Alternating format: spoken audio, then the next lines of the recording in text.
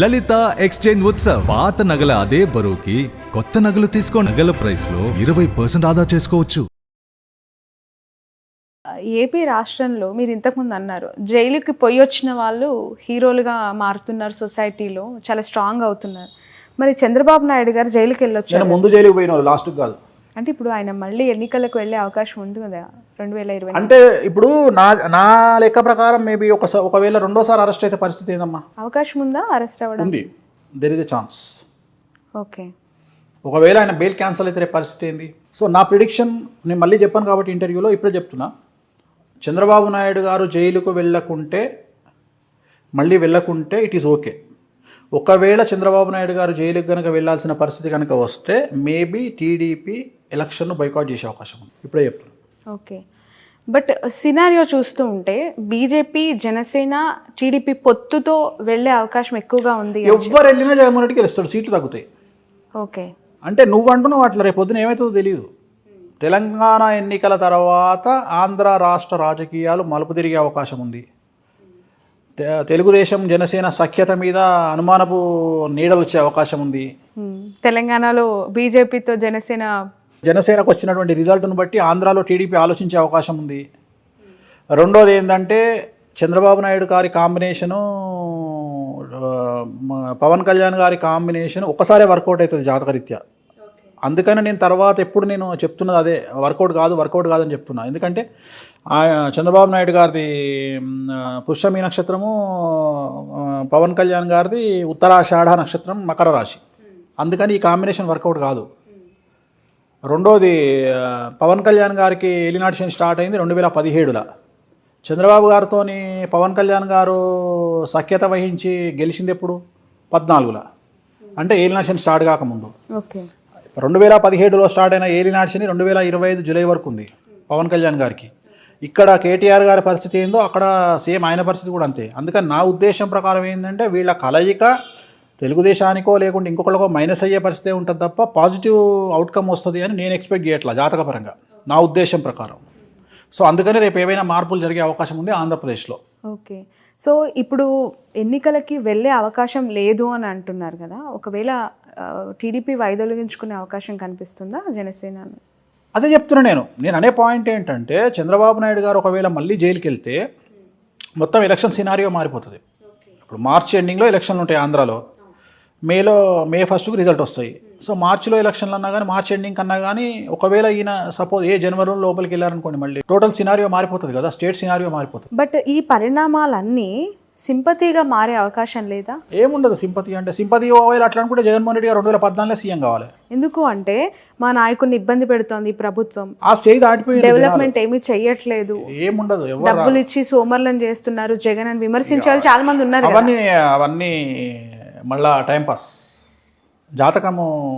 ఇప్పుడు తెలంగాణలో ప్రతి ఒక్కళ్ళు తెలంగాణ అభివృద్ధిలోకి వచ్చింది అని అనుకున్నప్పుడు మరి కేసీఆర్ గారు ముఖ్యమంత్రి కావాలి కానీ కాంగ్రెస్ ఎట్లయింది? ఓకే, అంటే ఒరిజినల్ ఊర్లలో ఉన్న పరిస్థితి, మామూలు పరిస్థితి, మనం మాట్లాడుకునే పరిస్థితికి చాలా తేడా ఉంటుంది. సో ఎప్పుడే కానీ ఓట్లు వేసేవాడు వచ్చి మాట్లాడాడు, ఓట్లు వేసేస్తాడు అంతే. ఎప్పుడే కానీ ఎవరు మాట్లాడతారు అంటే హైదరాబాదులో ఉండి ఎలక్షన్ రోజు కూడా ఓటీటీ కతుకుపోయి చికెన్ తెచ్చుకొని మందు తాగుకుంటూ టీవీలలో ఎంజాయ్ చేస్తారు కదా, ఓట్లు వేయకుండా, వాళ్ళు మాత్రమే మాట్లాడతారు. పల్లెటూర్లలో ఉండి ఓట్లు వేస్తారు కదా, వాళ్ళకి ఇవన్నీ తెలియదు, వాళ్ళు హ్యాపీగా వెళ్ళిపోయి ఓట్లు వేస్తారు. అది మొన్న వచ్చింది కదా హైదరాబాద్ ఓటింగ్, మొత్తం ఓటీటీలకు అతుక్కుపోయి కొత్త సిరీస్లన్నీ చూసుకుంటూ ఎంజాయ్ చేశారు కదా. సో పవన్ కళ్యాణ్ గారికి వస్తూ ఉన్న ఫాలోవర్స్ని చూసి ఎంత ఇంపాక్ట్ ఉంటుందో అని భయపడిపోతుంటారు చాలా సందర్భాల్లో. నేను కూడా తెలంగాణలో నాగర్ కర్నూలు సభను చూసా, కూకట్పల్లిలో ర్యాలీని చూసా. ఆ క్రౌడ్ అంతా చూసి ఖచ్చితంగా కూకట్పల్లిలో అయితే నేను ఖచ్చితంగా జనసేన అభ్యర్థి గెలుస్తారని అనుకున్నాను. ఎందుకు అంటే అంత వేవ్ కనిపించినట్టు అనిపించింది నాకు. బట్ గ్రౌండ్లో అలాంటి పరిస్థితి ఏమీ లేదు. అభిమానం వేరు, ఓటేయడం వేరు. ఎందుకు అది అంతే, ఇక్కడనే కాదు, ఓటుకి ఎందుకు కన్వర్ట్ అవ్వట్లేదు పవన్ కళ్యాణ్ గారు? ఆ మాటకు వస్తే మన భారతదేశ ప్రధాని ఎవరు ఉండాలి? రాహుల్ గాంధీ గారు కాదు, రజనీకాంత్ కానీ అమితాబ్ బచ్చన్ కానీ ఉండాలి. మీరు ఇటు కంపారిజన్. ఓకే, వాళ్ళిద్దరే ఉండాలి. అప్పుడు భారతదేశానికే కాదు, ప్రతి స్టేట్ సీఎం ఒక సినిమా యాక్టర్ అయి ఉండాలి. అంతే కదా. హయ్యెస్ట్ జనాలు ఎవరికి వస్తారు? తలైవకి వస్తారు. రజనీకాంత్ వచ్చిండు అనుకో, జనాలు అందరూ వచ్చి నిలబడతారు రోడ్డు మీద. మరి ఆయన ప్రధానమంత్రి కావాలి, అమితాబ్ బచ్చన్ రాష్ట్రపతి కావాలి. అట్లనే మిగిలిన స్టేట్ సీఎంలు అందరూ ఆయా స్టేట్ హీరోలు కావాలి. ఎందుకైతే లేరు? ఎన్టీ రామారావు తర్వాత ఎందుకు అంత అవుతుంది? ఇవాళ తెలుగుదేశం పార్టీ అధినేతను తీసుకుపోయి జైల్లో పెట్టినా కానీ మాట్లాడకుండా జూనియర్ ఎన్టీఆర్ ఎందుకు మాట్లాడతలేడు? అంటే నిజాలు తెలుసు కాబట్టి, గ్రౌండ్ లెవెల్లో పరిస్థితులు అనుకూలంగా లేవు కాబట్టి. రైట్, బాదాంకాయలు పల్లికాయలు అమ్ముకునేటోడు కూడా వన్ డేలో సెలబ్రిటీ అవుతాడు. అంత మాత్రం మనకు ఓట్లు వేస్తామనుకుంటే తప్పు.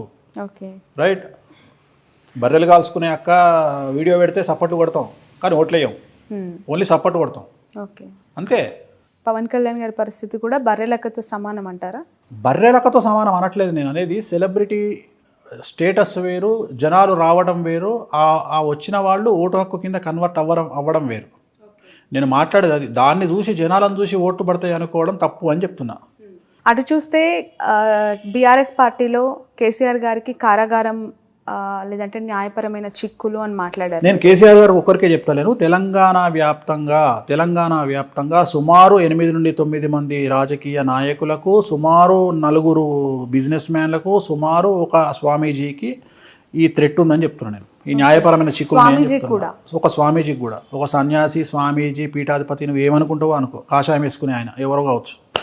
అట్లా ఎట్లా చెప్తారు? పేర్లు చెప్పొచ్చు కదా. పేర్లు తప్పదు, పేర్లు చెప్పాలి. మనం అవగాహనతో అంచనాతో చెప్తున్నాం మనం అది, అంతేగాని ఈయన ఉంటాడు అని ఎట్లా చెప్తాం? ఆయనకే చెప్తుంటే పోయి. సో ఒక అంచనా. ఇప్పుడు 8 మంది పొలిటీషియన్స్ అని చెప్పినాము. అందులో ఉంటారు, కే అనే పేరు ఉండొచ్చు, టీ అనే పేరు ఉండొచ్చు, సి అనే పేరు ఉండొచ్చు, బి అనే పేరు ఉండొచ్చు. మీకు తెలుసు కదా ఎవరు అని చెప్పి? నాకు తెలుస్తుంది. అదే చెప్పొచ్చు కదా. ఇంటర్వ్యూ అయిపోగా నీతోనే మాట్లాడతా.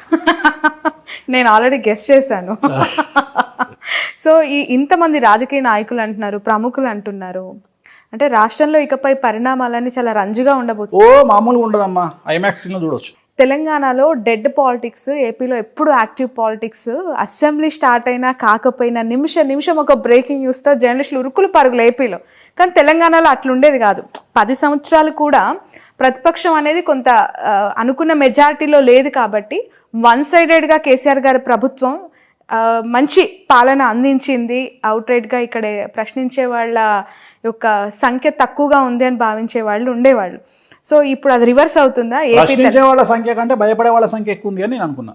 అలా కంట్రోల్ చేశారేమో మేబీ. నేను అదే చెప్తున్నా కదా, ఐ లవ్ కేసీఆర్. అది అడ్మినిస్ట్రేషన్లో అది జగన్ చూసి నేర్చుకోవాలి కేసీఆర్ను. Great achiever. బా, ఇక నేను చెప్తున్నా కదా.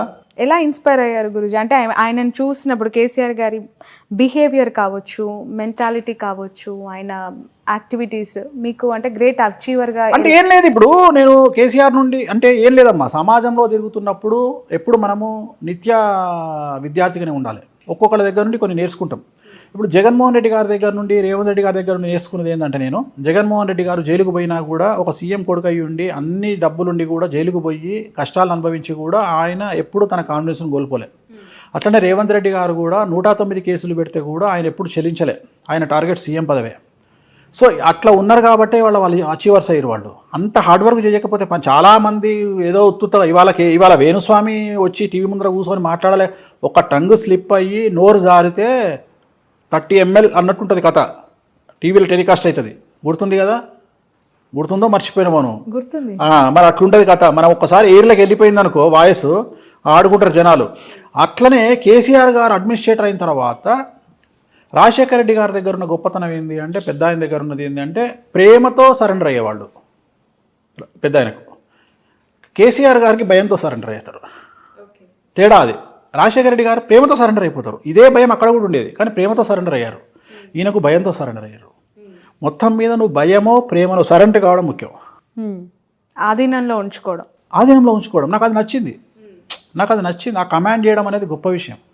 ఏకఛత్రాధిపత్యం, ఇక అంతే. ఇక ఏకఛత్రాధిపత్యం. సరే, ఇప్పుడు రేపు వచ్చిండా రాలేదా, తర్వాత ఏమైతే దశాచిత్రం, అరే ఆడు దశ తిరిగిందిరా, నిజంగా దశ తిరిగింది. అయింది 2014 నుండి 24 వరకు ఈ కింగ్ అంటే కింగ్ లెక్కనే బతికిండు.